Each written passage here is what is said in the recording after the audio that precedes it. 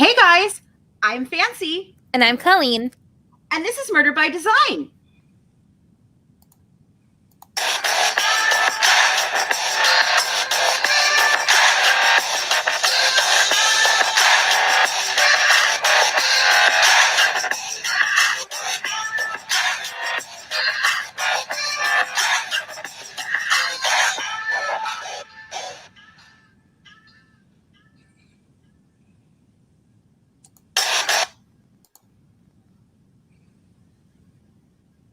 All right, guys. So tonight's guest is David Mittleman. He is somebody who's doing some incredible things in the realm of forensic evidence. He's the CEO of Othram Incorporated, according to his company's website, Ortham.com. Orthram is the first private laboratory built to apply the power of modern parallel sequencing to forensic evidence. Our scientists and experts at recovery, enrichment, and analysis of human DNA from trace amounts of degraded or contaminated materials.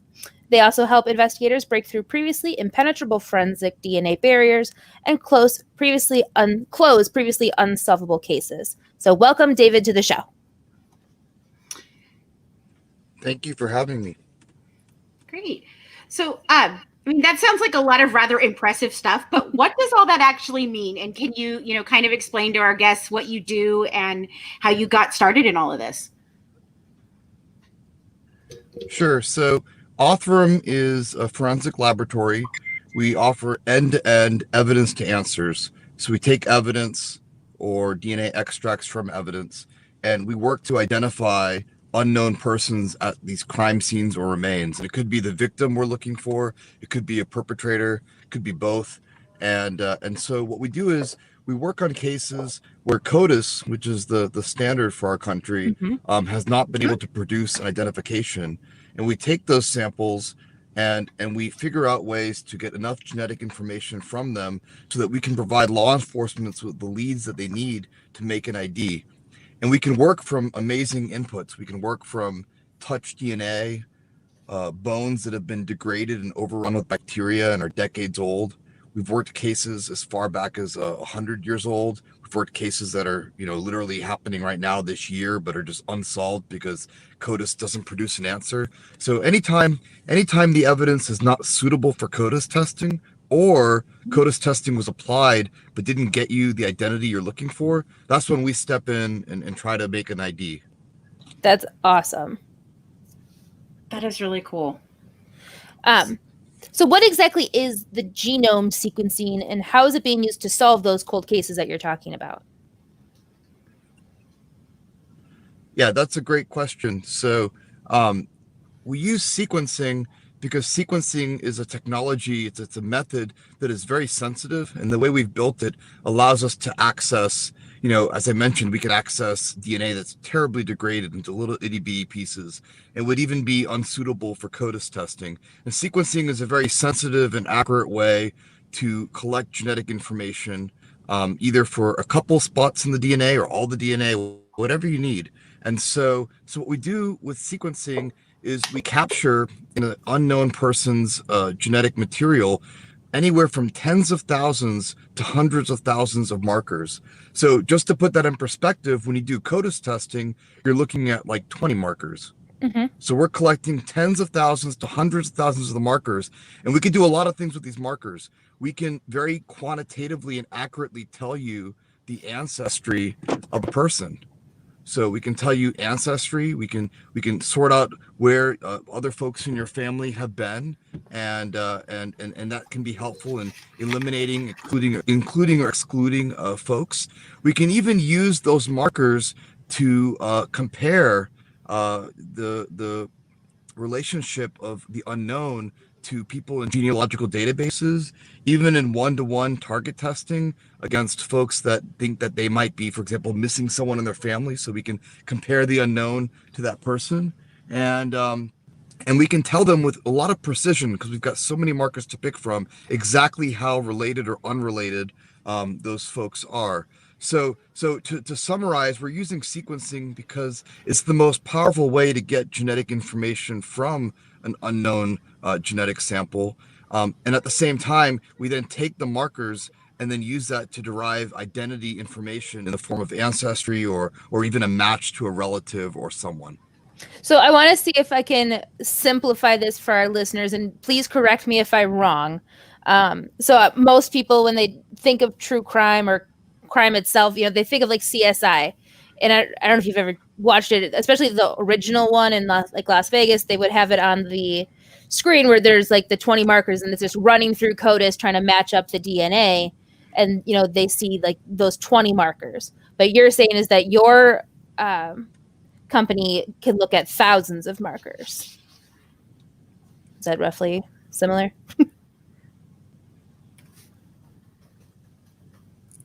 David, can you hear us? Uh-oh, did we lose him? Oh. Hello? Oh, no. Oh, he lost his audio. Oh, no. Okay. Sorry, guys. Technical difficulty as usual. Yeah, as usual.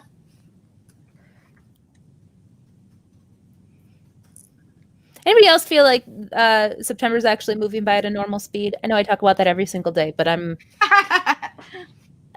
seriously, it's already day 4, and I'm like, wow, this has already gone faster than the entire month of August. Yeah. August felt forever. That's just me, guys. Okay, I'm going to remove him, and then maybe he can call if I add him back. David, are you there? No. Oh, okay, he's gone, so maybe he'll call right back in.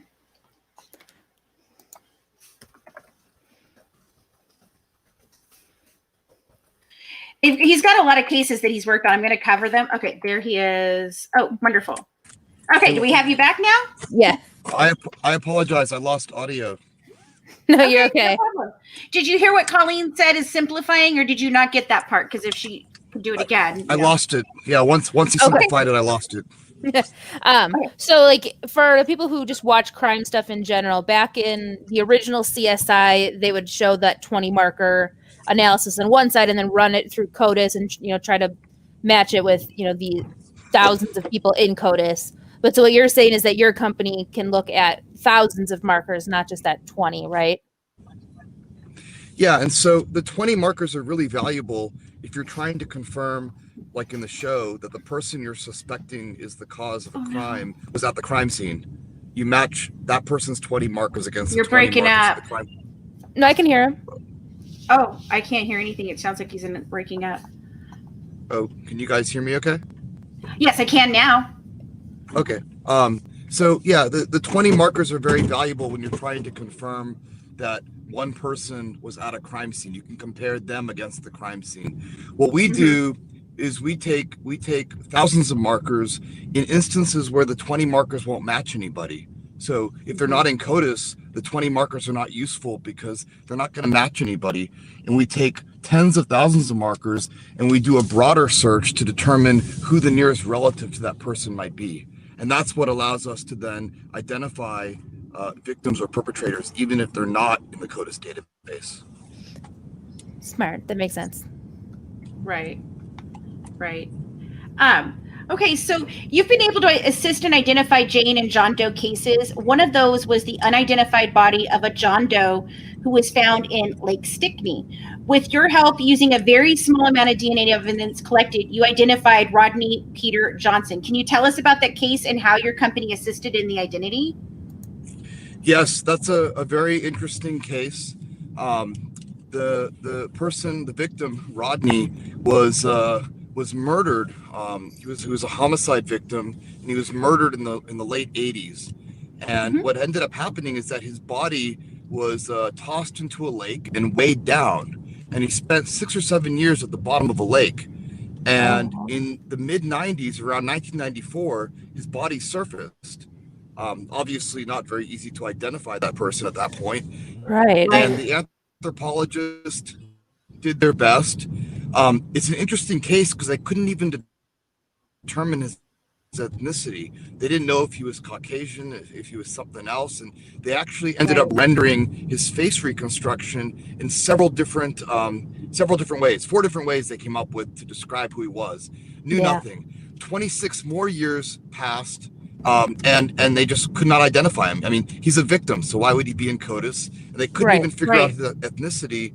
So there's no way to really even ask anyone who this person might be or if they recognize them. And what's worse is, how do you get justice for a victim you don't know the identity of? So all these factors in hand, he was obviously, his remains were not in the best shape, given that they were at the bottom of a lake. And then, just at ME's office for 26 years. And so at the end of the day, we were left with less than a nanogram of DNA. It was actually 0.2 nanograms. So this is a quantity of DNA that you just can't do testing with. So just to give you an example, if you go to like 23andMe or Ancestry.com and you're spitting in a tube, you're going to get between 750 to 1,000 nanograms. And what we had to start with was 0.2 nanograms. So very, very little amount of DNA. A lot of people ask, why can't you just use, consumer DNA testing or standard testing? This is why, because there's so little evidence that you just wouldn't get a result with other technologies. And we took this little... Yeah, go ahead.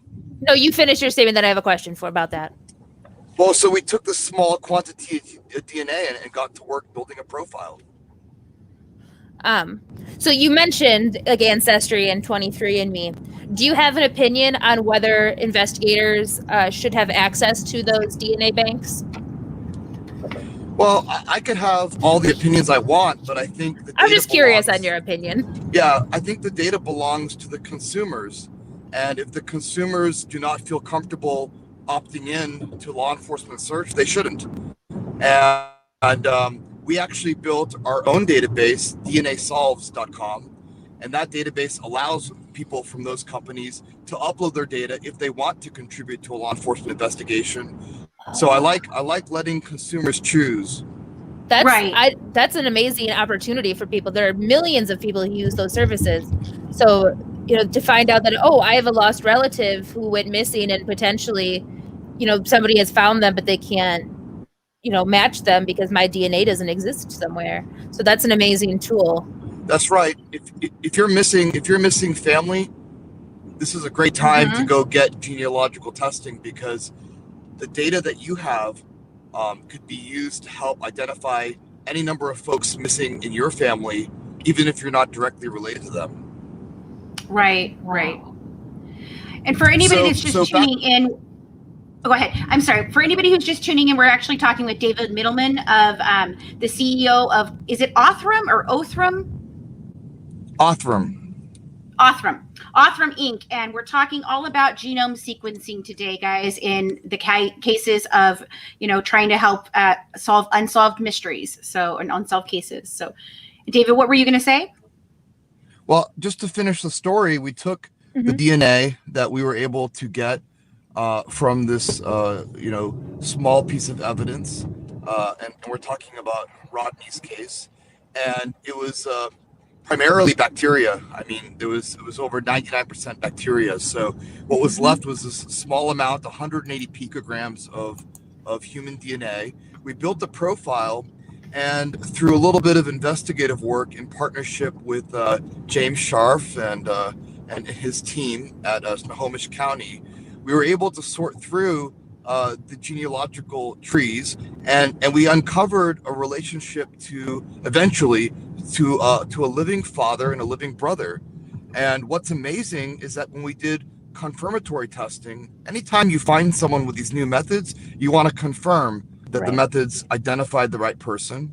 Family trees are not perfect, and so you've always got to do a confirming test to ensure the relationship's real. So after confirming the identity of Rodney by testing against both his living brother and his father, we ended up with a scenario where we had a living father that matched very well to his living son and his deceased son. And what's incredible is not just that we were able to build a profile, but the profile was accurate enough to reveal that excellent relationship, just like the other living son, back to the father. So it kind of shows not only that we can process small quantities of DNA, but that we can do it in a way that will reveal the same level of match to a father that a living son would have. And this guy has been dead for 30 years. So you write that accuracy and validity. So I really like that story, because I think and I hope that it inspires other investigators, even if they think they have, evidence that's subpar, not Mm-hmm. optimal. I don't want to Uh-oh. leave any cold case behind, and I want them to be inspired by that story, which is why we tell it. But so not, and they won't leave behind evidence that might reveal an identity. Right, right. Are you still there, David? Oh no, did we lose him again? I think it's storming by him. I think he's driving, so if he's in Central, if he's in California or anywhere like that, then he may be going through like valleys and stuff. So I hope we didn't lose him. Fighting crime, I'm going to ask your question here in a second. David, are you back? Am I kind of back? Oh, there you are. Yes, I can hear you now. Yeah, that's an amazing case. Like, that's just incredible that you were able to do that. One of our listeners is asking, are they working on the Denham case, the unidentified hiker? So I don't know if you're working on that case or not. We are working on that case, and you can read about that case as well as many others on DNAsolves.com. If you go to DNAsolves.com, we've got a grid. It's got Rodney's case, it's got this hiker's case, it's got other cases that we've either solved or are in the middle of working. Some of them were crowdfunding to get public support to help fund the testing. So you can see a lot of these cases. So, another one of the interesting cases that was one from about 100 years ago was where that headless victim was found in an Idaho cave in 1979. Is it 1879? No, they found him in 1979, but he went missing in the 1870s. Yeah. And so you worked with the DNA Doe Project to identify his body as Joseph Henry Loveless, a bootlegger and outlaw who killed his wife with an axe and was last seen escaping from jail in 1916. So can you tell us a little bit more about that case? So that's the case that DNA Doe Project had funded and taken, and that case was one where there was a body that was found in 1979, no arms or legs or head, just a torso. So you can imagine not easy to identify, and so the DNA Doe Project asked us to do the sequencing again. 100-year-old remains, not necessarily the best condition DNA, and we built the genomic sequence that then, this is a case that DNA Doe did, that DNA Doe took and was able to sort an identity for this gentleman who, as you noted, died in 1916. So I have a question about that, since there are, these cases that are extremely old that you're able to match some DNA with. Have you ever, or is there an opportunity for this system to work in a more broad capacity in other countries, or in terms of like the International Criminal Court, where there are victims of war crimes who can't be identified, and people are wondering where their families are? So is this an opportunity, like, could this system be used in that capacity? Yeah, I think this is a very, very generalized approach. Sometimes you're going to use genealogy. Sometimes you're going to use other methods like one-to-one comparisons. Sometimes ancestry information will give you clues. But the bottom line is, if you have DNA, then you can be a suitable input for this testing method. And since everybody on Earth has DNA, everyone can be sorted out using these kind of methods. And so there will be, on a case-by-case basis and geography by geography basis, different challenges and hurdles to overcome. But I do see this as being a generalized approach. And one of the reasons we built a laboratory from the ground up, and one of the reasons why we've vertically integrated the entire process from evidence to answers, is because we aren't trying to solve the story of one guy from 100 years ago or another person. We want to find a way to democratize justice, so to speak, and deploy this technology for everyone. And I think it should be the standard testing method on Earth. If your standard forensic method, whether it's CODIS or whatever system you use, if your standard method doesn't work, then you jump to this one, because you know what? There's recent crimes There are people committing sex assault, and they keep committing it until they're caught. And there are situations where they'll end up in CODIS several times, but there's no identity. So they hit CODIS once, and then again and again and again. And you have to ask yourself, how many times can you hit CODIS, right, before we got to get their identity?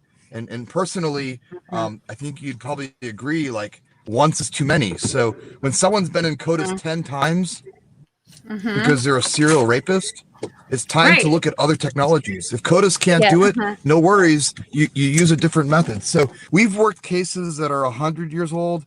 We've got cases that are 50 years old. We have cases from 2020 that we're working, and we've got a case that we just solved, hasn't been announced, from 2018. A gruesome homicide. And the person that committed this crime, this person's not old. And the person may or may not commit future crime. And so when investigators move beyond just conventional CODIS testing, they're not just cracking these cold cases, but they're preventing new cases from going cold in the first place. And if you're lucky, you're reducing future crime because you're taking these people off the street. Right. And that's one of the reasons why I think the work that NAMIS is doing, we're working with Todd Matthews on a brand new podcast that we're doing coming out in October that's going to be all about missing people. But I think that's why NAMIS is so important, because like you're saying, CODIS, you're only seeing offenders, right? But NAMIS, if they can start to put in, national database of missing and unsolved cases and upload DNA and things into that, then I think that, you would be able to solve more using these technologies because you've been able to help a case with just one single hair, right? That's correct. But here's the thing. If you're going to start cataloging these unidentified persons cases, you can't use the 20 marker system. The 20 marker system is not very sensitive and will only identify yourself or like a sibling or parent-child relationship. So it's not just that you need a way to document these unidentified remains. And by the way, that system, we integrate with it, and you can actually enter in an ID on our website, and we'll basically fill out an entire project for you. So we've been using, there's about 13,000 unidentified persons in that database. And we've been using it as a hit list, and we've been going through it. And as we find investigators that are willing to work the case and fund it, and sometimes they can't fund it, so we crowdfund it. We're going to get rid of all those cases. And so, so if you guys do a podcast, we'd love to join in, because any case, if you can find a reasonable amount of folks that are interested, we'll knock the case out, as long as law enforcement wants to do it. So, but you need more markers. It's really important. You need a lot of markers. I would love to talk to you. Yeah. Well, we'll chat. You need a lot of markers so that you can detect these relationships. And just to give you a clear example, let's say Colleen and I are brother and sister. So if we've got a 20 marker test, well, if Colleen and I are brother and sister, we probably only share like 10 markers or less between us. Right. If Colleen was my cousin, you won't detect that with a 20 marker test. So that's the issue, is if you're missing someone in your family and you do a 20 marker test in CODIS, you better be missing someone that's your child, your parent, or your sibling. On the other hand, with the system that we're using, if you're missing someone in your family, you can be a second cousin. We'll find you. And so that's, I think, the real hope. That's the real opportunity for the unidentified persons. And that's why we, like I said, we even have a system where we can automatically pull the data out of NAMIS, collect all the information on the person, and then just go figure out who that person is. And remember, a lot of these people are unknown because the anthropology is unclear. Sometimes you don't really know what they look like. And sometimes, believe it or not, you don't even know their ethnicity. So if you can't draw a fair representation of who they are, who's going to recognize them? Your company has only a vertical way to go up.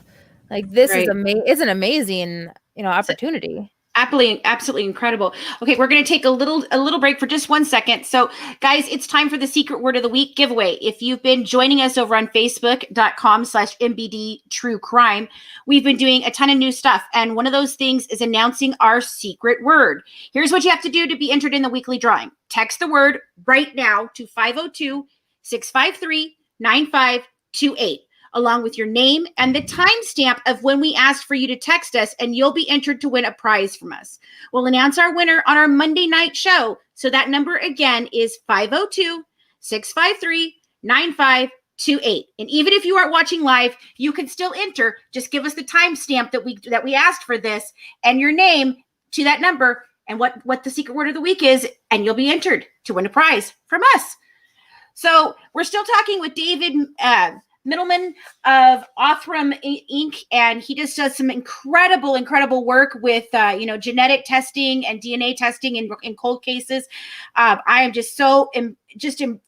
Oh my goodness, just enamored with this. So in October of last year, Othram announced the formation of an in-house forensic genealogy research team. So what does that team do, and how does it fit with the other pieces of what your company is doing? Yeah, that's a great question. So, when we first got started, we were building the genomic data, we were building the markers in the DNA, and then we would work with investigators and other labs to work identity and sort out more information. And we still do that. We actually, a lot of other companies that offer this kind of testing, they'll outsource the laboratory part to us. For example, like with DNA Doe Project, like I said, that case in the cave was their case. They just asked us to do one part, and we did the DNA sequencing. Now, what we decided to do last year is, as we began to build that vertical integration, we realized that understanding more about the endpoint would give us insight onto how to do better testing. Like, if you know what you're trying to collect, then you can figure out how to better collect that data. And we've built a pretty amazing team now. We have, we have people that are population geneticists, which is a scary word for people that understand how DNA changes vary between different groups of people in the world. We have world history experts, historians, anthropologists, computer scientists, all these folks, people that are experts at data analysis and visualization, and they're all working as one big happy family, although we have very diverse backgrounds, to scrape every piece of information we can get from a genetic sequence. And so, as I said, you won't always have genealogy as a tool. Genealogy databases are biased. You only get good matches for certain groups of folks, primarily the ones that like testing. And so sometimes you need to use other tools. We have a case right now. We just provided an update on it. It's a case of a young man that died on the Galveston beach. And it turns out that his ancestry is very unique. It's from a very, very small spot in East Africa. And I think that information, even though we don't have good matches right now, will be instrumental in helping narrow down and showing his image to the folks that are most likely to recognize him. There's a community here in Houston where his body was found. His body was found in Galveston Beach. There's a community here in Houston that might recognize him. So there's a lot of tools. I think the best way to think about it is, once you get the DNA data, you have a toolbox. And there's many tools in that toolbox. And one of them is genealogy. One of them is one-to-one comparisons. One of them is, ancestry analysis. All these things can be used together to paint as good a picture as you can of who someone was. Again, whether they're a victim or a perpetrator. And so that's what we do. That's what that team is a team of folks that essentially bring their unique expertise to help sort out the puzzle of who someone is. And everything we do is another kind of unique thing, is everything we do is directed to human identity for law enforcement. So we don't do any medical testing. We don't do any research. We literally have no product other than human identification from DNA. That's our one and only product. We're the one trick pony laboratory. Wow. I don't even know if you call it one trick pony. Like I mean, yes and no. Like, your system is so incredible and can help so many, families.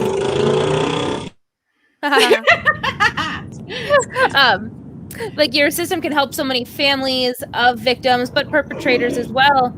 But also help clear people who have been wrongfully convicted as well. Right. That's a good point. For every person that's identified and confirmed to be the cause of a crime, think of how many other people that might have been under suspicion, or even worse, accused, that are all of a sudden relieved of that burden. So there are a lot of victims in a crime. There's the victim, and then there's the family of the victim. There's all the people that have been fingered as possible suspects. Lots of people suffer after a crime. And when you can sort out the details of what happened, you bring a lot of value and closure. There's a huge humanitarian value to doing this for a huge number of people that benefit once the truth is revealed. Right. And so, we just covered the Golden State Killer case, which these types of techniques, were applied. So how did that case open up the floor for other cases to use the same methods? Well, I think one of the greatest outcomes of the Golden State Killer case, and that's amazing work done by Barbara Ray Venter and folks out of Los Angeles. The best thing about that case is that in addition to demonstrating they could identify someone, the case made its way through court and it came to a successful conclusion. And early on when I started the lab, I had this DA that came to visit, and I was telling him everything I told you, and I said I can solve cases, and he said, I don't care about solving cases. I care about prosecuting cases. And it was, and I'm sure he cares about solving cases, but it was an interesting perspective because he's basically telling me solving a case is great, but it has to be done in a way that I can prosecute it. And that's, again, part of the reason why we invest so much into process. We have full chain of custody, all that kind of stuff. And so I think that what's great about this Golden State Killer case is that it showed people that there's a path to successfully prosecute crimes using this method. And and every time we have another win, it'll be further validation. And eventually, it'll become more widely accepted, and everyone's going to use it. And I think it should be used to put criminals behind bars. I think it should be used to exonerate people that have been put behind bars inappropriately. It should be used everywhere to, like I said, democratize justice and deploy it to everyone. Right.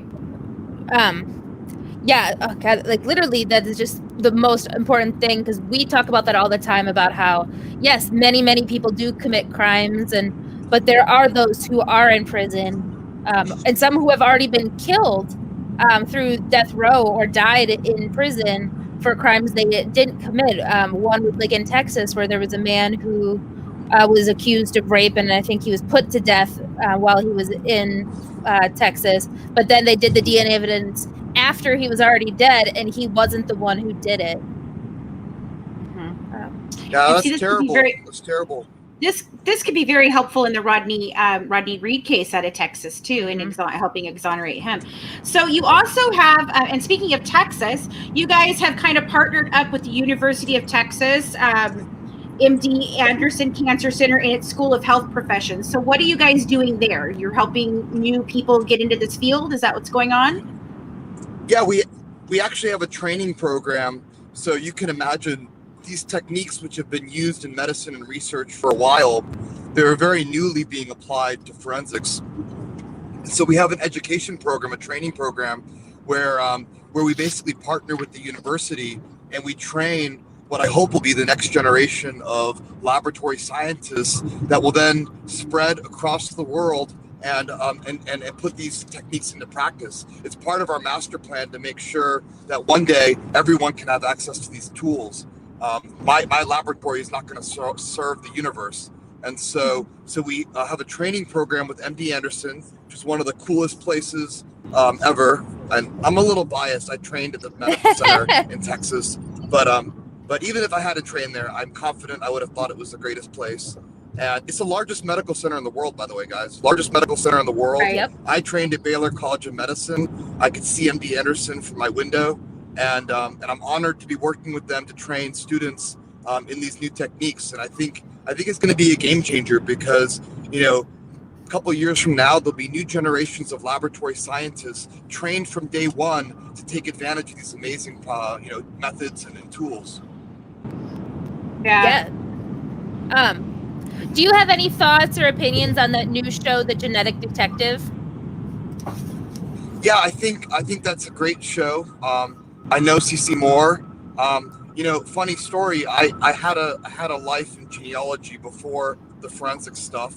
I was the chief scientific officer at Family Tree DNA. for a while, and I know CC and a lot of the genealogists, and honestly, I love the community. It's something that I wish I knew, was able to get even more involved in. But I love the community, and I like her show. I think much like the Golden State Killer case, CC's show really kind of shows you, in a very accessible way, how you can take advantage of advanced genealogical methods to sort out crimes.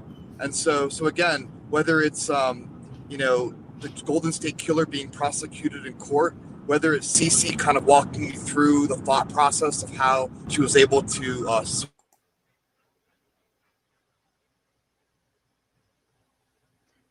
What happened? Valley. Oh, it ended the broadcast. No, the broadcast is still going. We're still going. Yep. I don't know what happened. Uh-oh, we must have lost him again. Oh, no. Oh, no, no.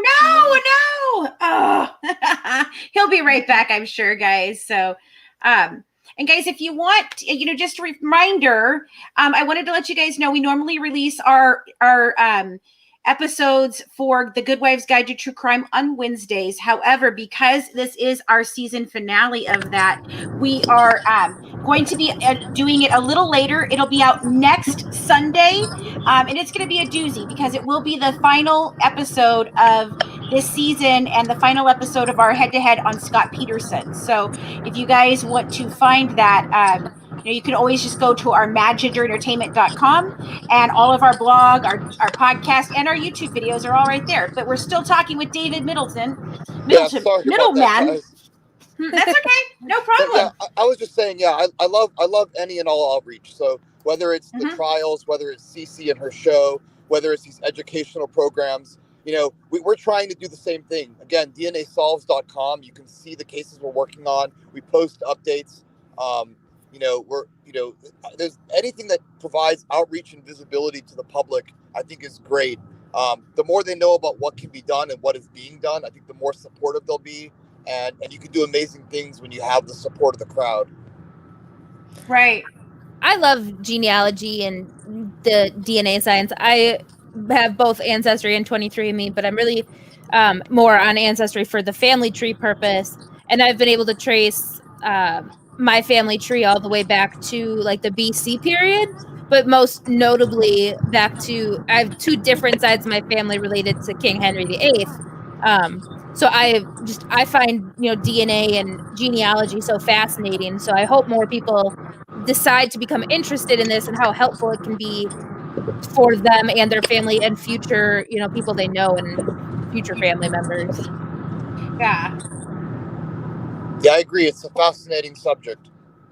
It really is. And I didn't realize, I'm not a big science person, so I didn't really realize all the different things you could do. And then, I started looking into more cases, and then I really got into it looking at that genetic detective. I've also been, I'm adopted, and there's a lot of questions about who my family really is. And so my friend did the ancestry test for me and everything, and it's hit a couple of people, like long lost cousins and things like that, but I've not gotten anything definitive, closely.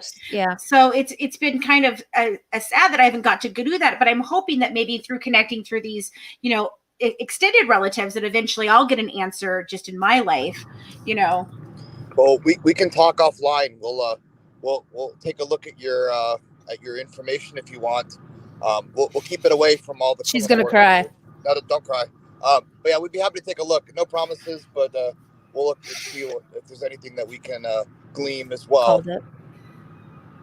Oh my goodness. Thank you so very much. You don't understand. I didn't want to do it for so long. And because I didn't do it till after my mom was gone. My mom's been gone for, 15 years now. I didn't want to do it while my mom was alive because I felt like it was some sort of attack or slander. Yeah, I just felt like it wasn't for her. So I hadn't done it after that. And then I kind of just didn't do it for the longest time. And my friend, I went out to visit him this last year for some business for the company. And he was like, you've got to do it. You've got to do it. And I was like, no, I don't want to. And he goes, I'm just going to pay for it and send it to you. And if you decide you want to do it, then you do it. And if you don't, you don't, because I have questions. there's a possibility that it could have been inside the family, and I've always questioned it, and it would explain so many Yeah. things for me. But No, it's a very personal decision, and that's why I said yes, earlier, like even in deciding if you want to contribute or help a law enforcement investigation, like it's yes, got to be a personal choice. So, hmm and if it's something you choose to do, then I think it can be fascinating to learn about yourself, your family, your past. Hence right. why I got into genealogy hmm earlier on, like I said before, forensics. But having said all that, we'd love to take a look and maybe we can follow up on a future discussion about that. But definitely I we'll take a look offline. I definitely would appreciate that. That's just so amazing. Well, we really want to thank you. So what is the next thing in your journey, and what other advancements do you hope to see happen as a result of this type of technology? I think it's we have a lot of things planned on the technology side, and I could bore you with a bunch of science stuff. But what I think is going to have the biggest impact right now is people need to understand. It's like we talked about. Like if you're going to build a huge initiative around identifying missing persons or unidentified folks, then you need to understand that 20 markers won't cut it. You need to start thinking bigger about how you're going to build systems that can compare with lots of markers.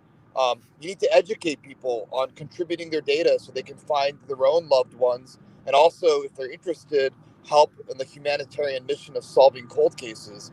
And I think you need to Right. get the word out, all the way up to the politicians, because the hmm truth is, there's money out there, and there's money earmarked via Saki, for example, for the hmm sex assault kits that need to be cleared. But I'll leave you hmm with this parting point. When you clear the backlog, 15% of the time you're getting an identity. That's 15%. So 85% of the time after you've cleared the backlog, 85% of those kits have not revealed an identity.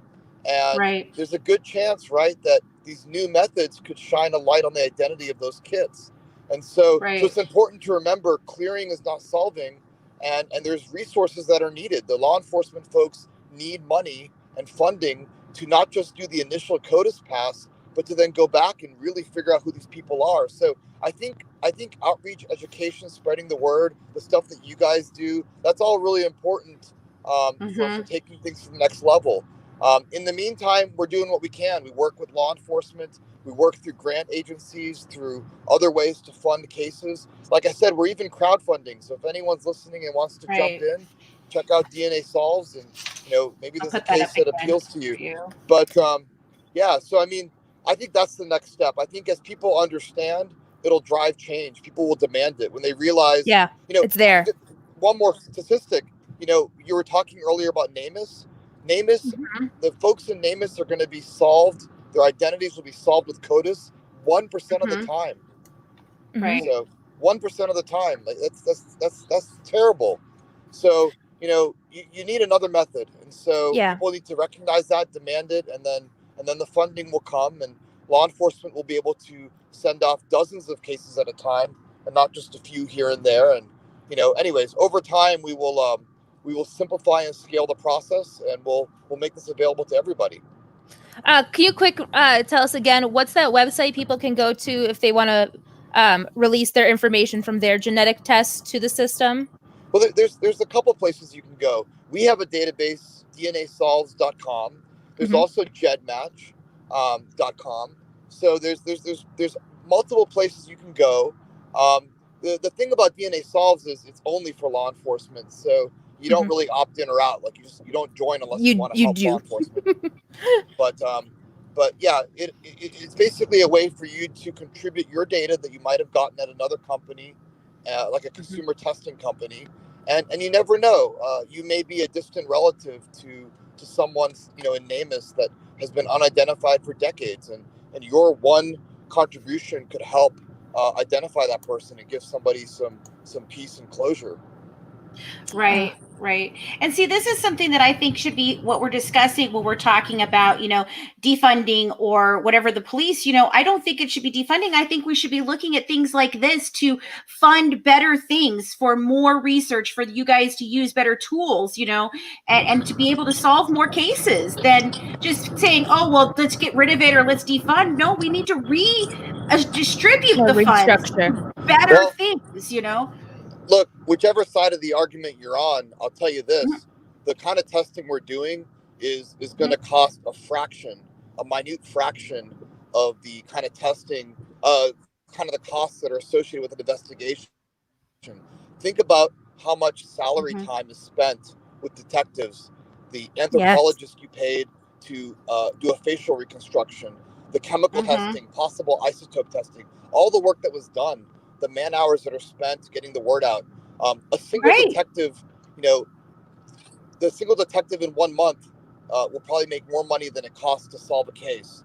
And so the cost of what we're doing is a negligible fraction. Some of these cold cases have accumulated hundreds of thousands of dollars in costs and have never been solved. So this is not only a powerful way to solve it, but if you were to compute dollar per solve, this is by far the most extreme, cheapest way you could possibly solve these cases. And so, cost effectiveness. Yeah. But again, there's an element of getting the word out, educating, and making people feel comfortable with the process that's going to be required before this gets deployed broadly. But yeah, this is the best way to save money. And then all the money you save chasing a cold case, go deploy that to social causes and to other things. Yes. That are urgently plaguing society. That's my 2 cents. Right. Right. Well, this is one of the things that we've talked about. We're starting a foundation called Gale Force. And this is one of the things that we've talked about, is being able to not only give, police officers an outlet to speak out and say things and, and seek out mental health without being, chastised or anything like that, but this too, like we said, doing things like this, that we can then take those funds and put them towards the community to build the community and help these these kids and these people that are in these areas that need help to get out.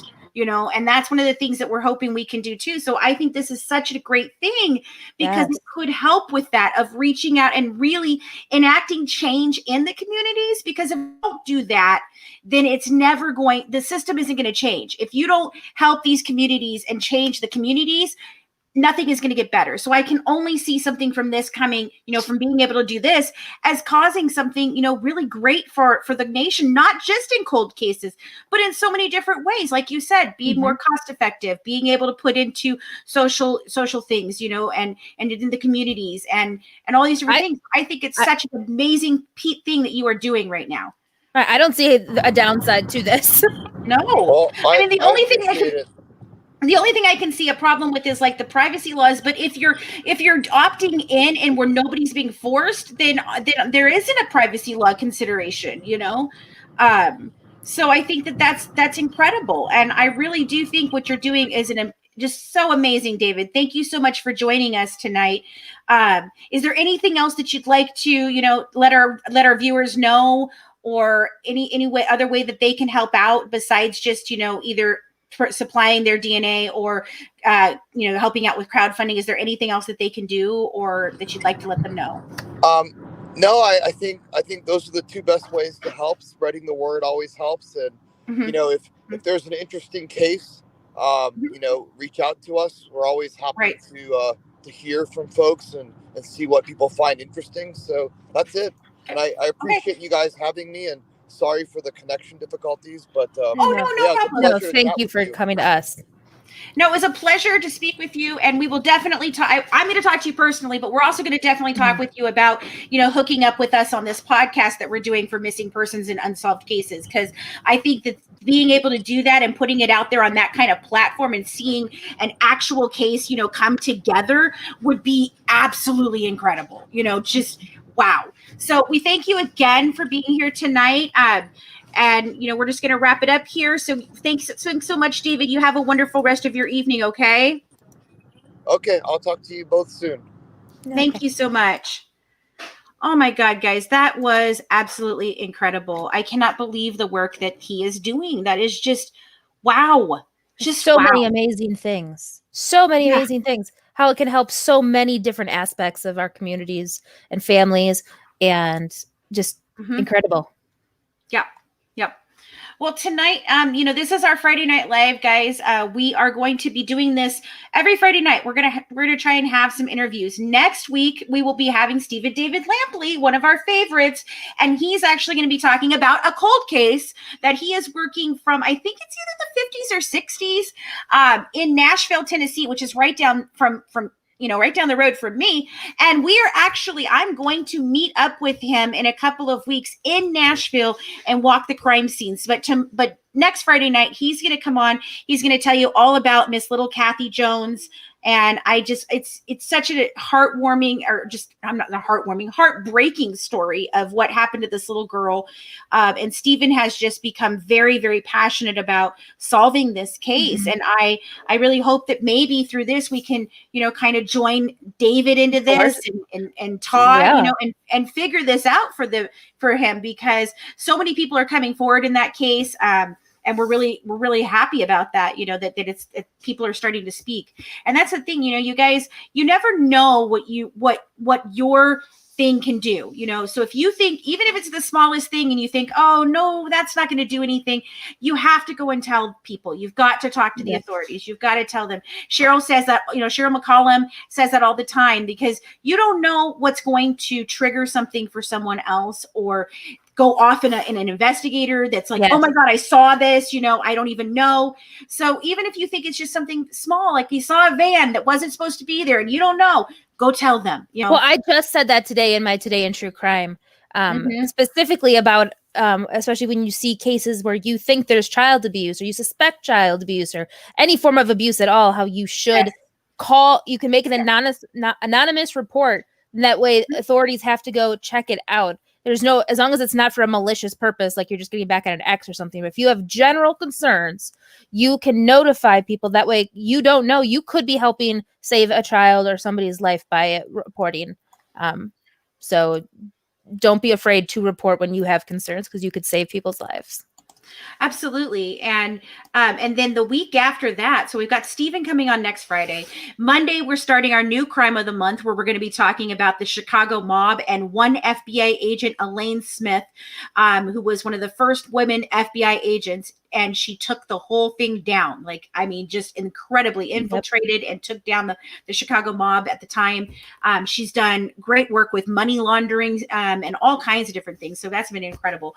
And then the week after that, we're actually going to have Ann Brenneman on, who was the Cox family's lawyer in this case that they lodged against, the DCS that, that they won $98 million for the loss of their two grandsons. So, and we're hoping that eventually, we'll get some resolution in Susan's case, or that Susan Cox Powell, Susan Cox Powell's case. But, so we are so excited. We've got a lot coming down the pipe. Like we said, we are ending our, season with the finale of the Scott Peterson head to head. I can tell you this, it is very, very heated and very interesting. We have a lot to say, and that's why we're taking a little extra time to try and really come together and get this last season finale solidified for you. And then we won't be coming back till January with that, but we actually will be launching in October the one with Todd. So that's on the podcast, not our YouTube. Right. The YouTube will be here the whole time, but our podcast, we're doing the season finale of that, and we're super, super excited to do that, and then go on to our Gone Cold with Todd, and the Good Wives. So we're really excited about that. And then, just so you guys know, Tori and I have just launched a brand new thing. We are coming out with an entertainment podcast in October as well. We have been starting our little YouTube channel for it. I'm going to put it up here so you guys can go and look at it. It's brand new. Actually, I'll have to grab it and put it in the comments, because it doesn't have like a funky, still has all the weird letters, because we haven't got the thing. But we're going to be launching that in October too. So we'll have some pop culture, we'll have entertainment news, a little bit of true crime, and even Mama Tai will be coming back to do some lunchtime recipes. So we are so excited about all the things that we are bringing you guys. You can always find any updates that we have at madgingerentertainment.com. And thank you guys for tuning in for an amazing Friday Night Live. Bye, guys.